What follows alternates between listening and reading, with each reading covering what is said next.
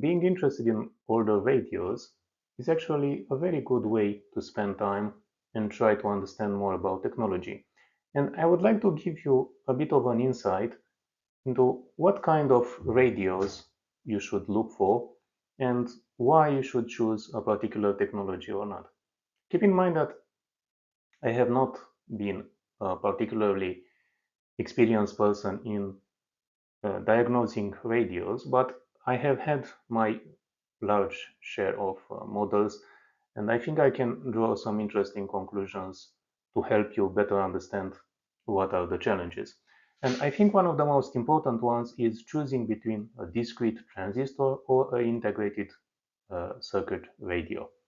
And why this is important? Because the technology that is being used in these models is so different that their behavior is going to be also very different. And when you are interested to see how a particular technology fared some decades ago, you need to find some answers to your questions. So let's go and see what kind of interesting aspects you should focus on. First of all, there are two types of radio receivers, at least two types that we most of the time think about: the portable and the stationary or semi-portable radio receivers. You have seen in many photos, and of course the ones that are added and shown in this particular image are a very good representation of it. There are pocket radios, there are portable radios, and of course there are those types of radios that were either for home or professional use that we are not going to cover too much, because in general those were quite expensive devices, and I don't think you should focus too much on them. Of course, if you see one and you are interested in seeing how it operates, that's fine. But I think that most of the time you shouldn't spend too much without knowing if you really want to focus on such a technology. So this is why I made some notes over here. The most important one is, of course, what kind of device you want. You want a portable, a pocket one, or you want a semi-portable or a stationary device. And in terms of function, you have to understand the fact that as technology evolved, more and more products included the function of a radio, but were not focused on um, receiving radio stations. So you have to understand the fact that sometimes the radio function was not the main focus. And of course, this is sometimes a good aspect, sometimes a bad aspect, because as technology evolved, more devices had better functionality, but on the other side, the functionality or the quality of the radio receiver was less in focus than you may have wished for. So this is important because there are such situations where you could find a quite good radio receiver in device that also incorporates a cassette player or a CD player, but sometimes you would find one that is not up to the task you are hoping for. So you have to keep in mind all of these details. Also, there is another aspect that you should keep in mind: the fact that in general, the more compact a device is, at least early in the technology, the more you are probably going to encounter poorer audio reception. This is, of course, due to the size of the speaker, but also due to the amount of electronics that could be squeezed in a particular format, and also keeping in mind that battery autonomy was also important. So you need to have devices that required quite less power than a semi-portable or stationary device, and this meant some compromises.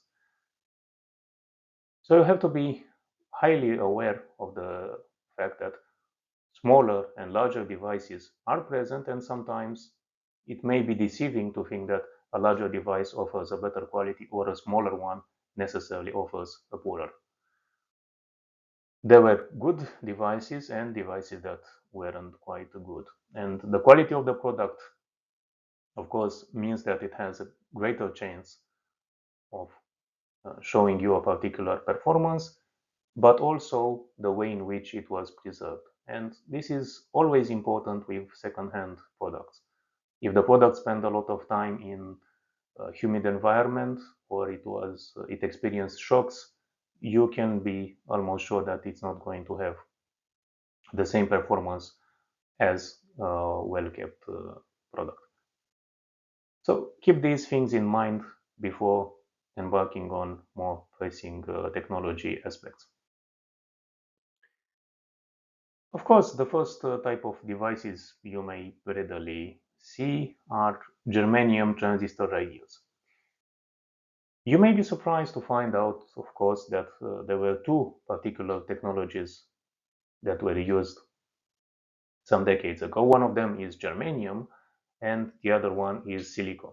The silicon transistor is still used today and has a performance that you more or less expect and know very well. However, germanium transistors had a particular performance, which meant that in some ways they behave like any other transistor devices, but as well they have some particularities.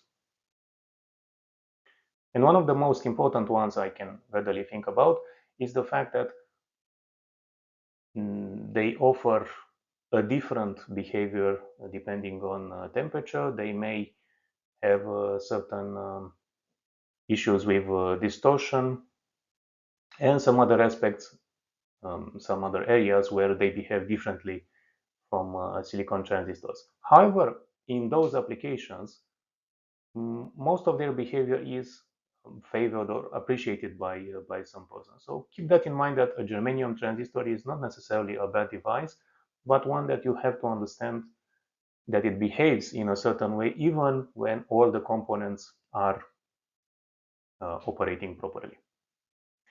Another very interesting aspect is that germanium transistor radios in general are larger than silicon transistor radios because, of course, components being used were typically larger than in more modern devices, and as well the fact that as technology evolved, they were able to make certain improvements based upon the behavior of components.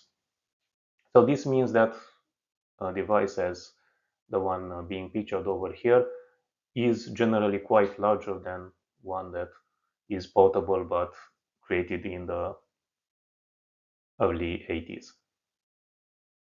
Also keep in mind that some other interesting aspects about germanium transistor radios is the fact that they are more fault tolerant, meaning that they can withstand better various voltage variations, but on the other side they are very difficult to find as new components compared with silicon transistors. And in general, you can rarely replace such parts if they are damaged. So you need to take into account the fact that sometimes you may experience other aspects that you should keep in mind. Also, in general, all of the germanium transistor radios are able to pick up radio stations from different wave bands, long wave, short wave, and also ultra short wave, which is typically different than silicon transistor radios because as technology evolved, short waves were used less and less, so the typical radio receiver only had AM and FM reception, which meant just two bands, the medium wave, and the ultra short wave. But of course, you need to know that today there are very few shortwave stations and long wave ones, so it's more of an interesting feature, but probably not one that you're going to see very well working. But keep in mind that all the germanium transistor radios have better radio reception in terms of the amount of stations that could possibly be received. But on the other side, they may not have the quality that was possible to reach with more modern technology. Also, another very important aspect is the fact that you rarely see any sort of mention on labels, on backsides, and on the product itself about the fact that it has germanium transistors. However, there is a very interesting fact, the one that the number of transistors is frequently mentioned on the case, which is typical for the first type of radios because they were competing with um, electronic tubes or electronic valves, and also the fact that the more transistors or the more semiconductors a particular radio had, it was expected that the circuit was more advanced and it has better capabilities. So these are the details that are important, and of course the fact that unfortunately those early types of radios had much more modest battery operation capability, meaning that they were draining batteries faster than silicon transistor radios. So keep all of those things in mind when you're choosing a radio. However, you can find probably a lot of radios, and particularly pocket radios, that are germanium transistor radios, and you can have a lot of fun trying to see how they operate and probably also pick some stations and notice how they behave differently than more modern devices. So they are going to be an interesting experience in itself. The first highly available type of transistor radios is the silicon transistor based models. You have to understand that those types of radios didn't have quite a long time to be present on the market. First of all, because in the early 80s, models that incorporated integrated circuits started to appear, and the role of the silicon transistor was made smaller and smaller as devices got more complex and more functions were integrated. So you're not going to find that many true silicon transistor radios, but probably hybrids between transistors and integrated circuits. However, the type of behavior that most of the time is typical to silicon transistor radios is quite closer to what you and I probably experience today, meaning that the audio output quality is closer to current expectations. The amount of noise and audio fidelity is in many cases better than with older germanium transistor radios. However, as technology evolved, more manufacturers started to integrate those radios into multifunction devices, meaning that you can also find cassette players that had the radio functions, and you may also find TVs. So keep in mind that as technology evolved, you will find less and less true products that were only meant to work as radios. What is interesting in this respect is the fact that you can find a lot of products available on the market, but generally, again, it's quite difficult to know exactly what kind of device you are seeing, because only the mentioned solid state may be present on the device as it was with germanium transistor radios, but the number of transistors is not going to be a selling point, so it's not going to be mentioned. However, you can differentiate between those type of radios and the integrated circuit ones because as technology evolved, more features were made available. So a tone control, an equalizer, a particular LED that is going to be turned on when you're tuning to a particular station, features such as stereo reception for FM radios, All of these generally point to more modern devices. So look for one that has basic functionality, basic tuning, and probably has no lamps that are or LEDs that are present on the control area. Integrated circuit radios are actually the last type of devices you are going to see, and probably the most plentiful. In general, just about any device that was manufactured since the early 80s is probably an integrated circuit radio. Although the amount of functionality that was covered by integrated circuits was lower at first and grew as technology evolved up until the point that you can probably have the entire audio functionality of a radio in a single circuit, and probably another integrated circuit is going to deliver the necessary amplification to drive the speakers or the headphones. In general, all those devices share a common trait. That is, they have a particular way in which they sound and in which they behave. Advanced tuning was available, frequency control was improved. Sometimes they also have other functions such as an equalizer or various audio processing. And of course, the role of the radio was reduced as time went on because the focus was to have a cassette recorder, a cassette player function, or a CD player. So the radio was more as a feature that was not necessarily central, but was delivered on the product. So the variation in the type of audio quality that you could expect from particular receivers is very different.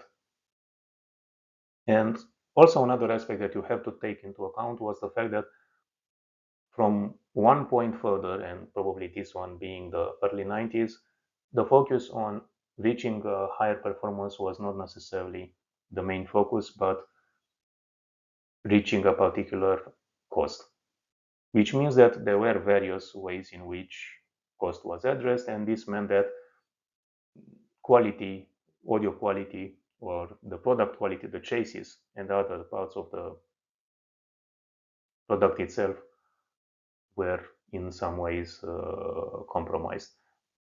But in general, an integrated circuit radio has a different sound than a silicon transistor radio or a germanium transistor one.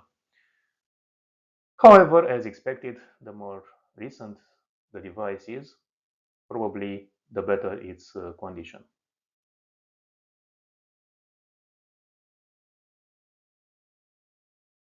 So we are left with the question of which radio receiver is better for you.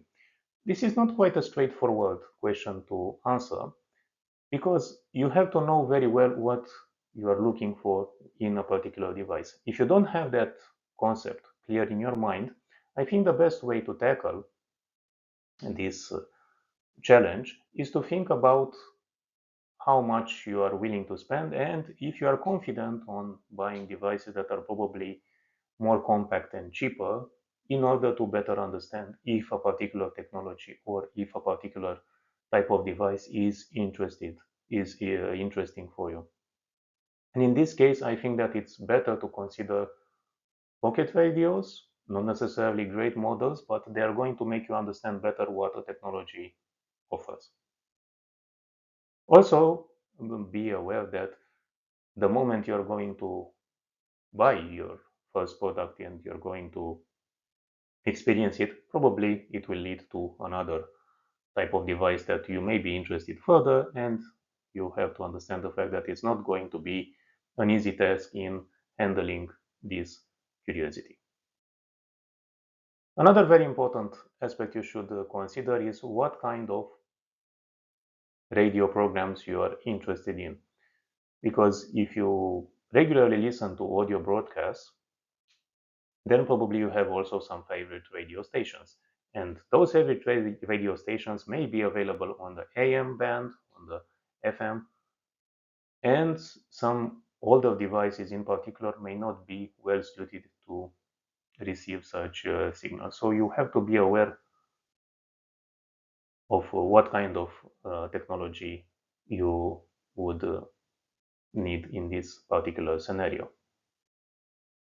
And of course, because we are talking about devices that are quite old, and particularly with um, older devices, the ones that are more than 2 or 3 decades old, you have to be aware that sometimes you may need to service them, and there is also the possibility that you may not find easily replacement components, or you may not know how to service them. But be aware that some type of components like capacitors may go wrong. Even transistors, due to the way in which they aged or due to various mistakes the user made, could be damaged. So you have to take that into account. With more modern radios, you experience a different problem because sometimes you don't know how you can replace a particular component and you may not have schematics, which means that typically servicing a more modern radio is going to be in some ways sometimes slightly more difficult than an older one. Of course, there are situations where the opposite is true and you have or you can find on the internet schematics, but be aware of the fact that when you're going to purchase an older product, there is always the chance that it will break easily and you have to be prepared for that.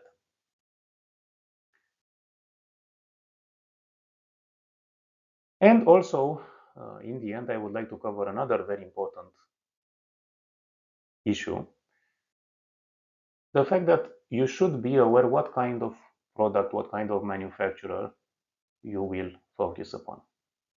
There are so many different types of radios. They have a different look to them. Some of them are better looking but not particularly better performing, and for the others, the opposite is true. You have to understand what were some of the particular challenges in operating such products, because some of them have better reliability, others did not, and sometimes it's the best way to find about such an older product to look upon details on bulletin boards and also on internet encyclopedias or the pages of persons that collected different products, because in this way you're going to understand if a particular radio receiver may be better suited or not. And of course, if you find it on the used products market, if it's really a good purchase. Of course, just as with any kind of hobby, you have to be prepared to set aside resources, which means time, money, and of course, storage space. This is one of the major reasons I thought about having pocket radios as your first purchase, because in this way you are going to have less space being occupied by devices initially, and you can go through different types of devices. You can see how technology evolved and better understand if this is something you should focus more on the future, or if it's something that is only going to remain as a passing curiosity. So we are left with a final question: discrete transistor or integrated circuit radios? Again, the question is not quite easy to answer, but I think what you should be thinking the most is what you are searching for. In general, discrete transistor radios are much more easier to understand. They are certainly more simple to repair. And there were many models that were particularly well behaved, or they operated quite well. So I think in many ways, discrete transistor radios are a good first purchase. But you have to also take into account technology limitations and other details that may be different from the current state of technology. But in general, I think that having a discrete transistor radio as your first purchase is going to open you to a different experience that may be quite unique. So in general, I think that it's better to have such models as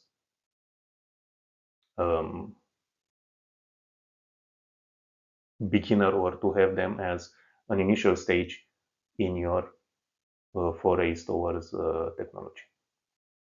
On the other hand, you have to understand the fact that integrated circuit radios are much more easier to operate, and they are in many ways much more straightforward.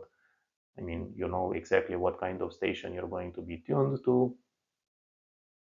They are going to behave better in certain situations than older models, and of course they are going to have probably better audio quality. But in general, I think that a discrete transistor radio is going to be cheaper, at least for the moment, until they are going to become true collector items, and in this case prices will skyrocket.